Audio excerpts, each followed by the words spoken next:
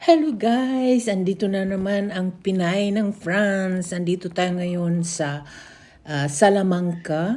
Mag-visit tayo sa Convento de San Esteban. Ito ay isang church na may cloister. So abangan guys! Stay tuned! The Convento de San Esteban is a Dominican monastery situated in the Plaza del Concelho de Trento, Council of Trent, in the Spanish city of Salamanca. San Esteban, the church and monastery, was built between 16th and the 17th centuries.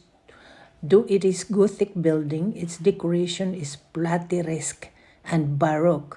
The church has a Latin cross.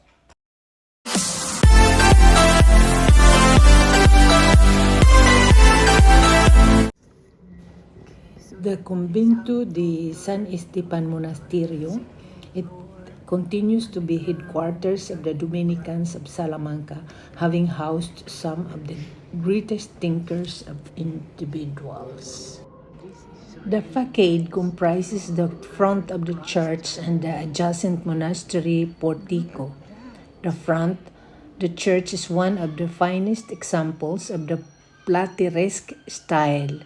It is conceived as an external reredos in the form of a triumphal arch under whose barrel vault unfolds the abundant decoration characteristics of this style. The martyrdom of St. Stephen is featured in the tympanum with a Calvary above, both reliefs executed by Juan Antonio Cirone in the early 17th century. The portico, composed of arches, is inspired by Italian Renaissance loggias, its plain ornamentation contrasting with the decorative exuberance of the church facade. It was executed by Juan Ribeiro Rada between 1590 and 1592, but the spandrel medallions are the work of the sculptor Martin Rodriguez. The construction of church commenced under the architect Juan de Alava in 1524, followed by the brother Martin de Santiago, who was succeeded by Rodrigo Gil de Hontañon. It was consecrated in 1610. It has a Latin cross plan with a single nave, with a choir above a segmented arc of the foot of the church. The styles present are late Gothic in the lower parts of the building, to the Renaissance in the dome and presbytery. It measures 14.5 meters wide by 27 meters high in the nave and 44 meters at the dome. The choir features painting of the Triumph of the Church of Antonio Palomino and the Madonna and Child of Rubens. The main cloister, the processional cloister of the Kings, is the work of Brother Martin de Santiago, a member of the monastery. The lower level blends elements, the Gothic and the Renaissance. The arches that border the garden are semicircular, in Renaissance style but treated as Gothic, and divided by 3 mullions. The bolts of the 4 bays are ribbed with Gothic features. In the center of the garden stands a shrine. The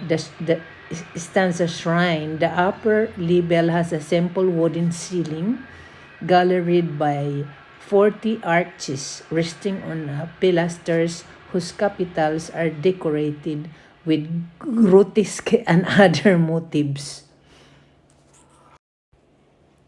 From the ground floor, the chapter houses can be accessed. The ancient chapter is a dark, simple, and austere from the 14th century with work from the following centuries. One of its sections is the chapel, where at the upper level the most prominent members of the monastery are buried, including Francisco de Vitoria and Domingo de Soto. Ordinary members of the order are buried at the lower level, where the monks sat on benches against the walls. For the for their meetings. The new chapter is larger, more monumental, and better lit than the older one and dates from the 17th century. It is similar in design to the sacristy, which is accessed via the Soto staircase. The sacristy was built in the 17th century under the patronage of Brother Pedro de Herrera Suarez, Bishop of Towi, by architects Sardinia, Alonso, and Juan Moreno. The walls feature Corinthian pilasters with curved and triangular pediments, topped with pyramids, all in classical taste. The frieze is decorated with brackets and various allegories. The patron built the sacristy also has as a place for this burial. In a niche high on the left, has a stone polychrome effigy, the work of Antonio de Paz, is seen in prayer image of the Assumption of the Virgin St. Peter and St. Paul by the same artist are found in the head wall, presided over the Christ figure in the foreground known as Jesus of Promise. And the part of the building reserved for the sole use of the monastic community. There are two cloisters. One is known as the Columbus Cloister, where according to tradition, the explorer conferred with the brethren over his project. It dates from the late 15th century, but its layout is simple, with round arches resting on robust and simple capitals, and with a baroque window in the background. The other is called the Cisterns Cloister and features a decorative austerity marked by empty spaces and smooth surfaces, which contrast with the decorative exuberance of other parts of the building. The monastery houses the Pontifical Theological Faculty of St. Stephen, founded in 1947, successor to the General Study of Theology, which was set up in San Esteban in 2022. Activities of the faculty include the Conversation of San Esteban, the San Esteban School of Theology, and the St. Thomas Aquinas Internet School of Theology.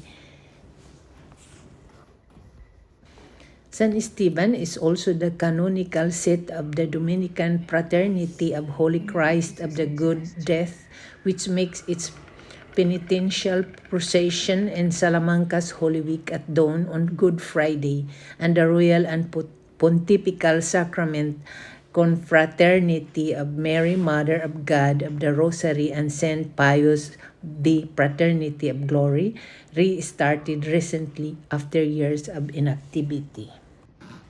Voila guys, we have to end up here now. Thank you for watching and listening, and to be continued. See you on my next video. Ciao ciao.